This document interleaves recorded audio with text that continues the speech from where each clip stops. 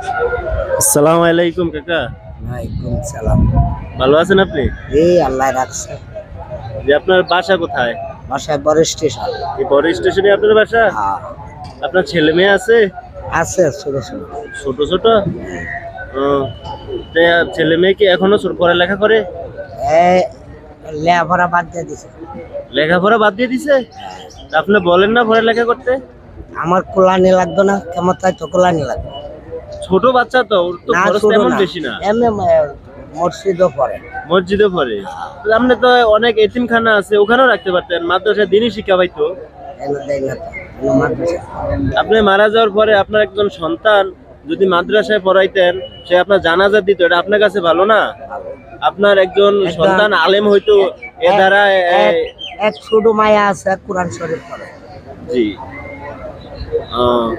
তাহলে আপনার এই যে এখন এই যে মানুষের কাছে চাই আসলে দিল কান আপনার কেমন যাইতেছে?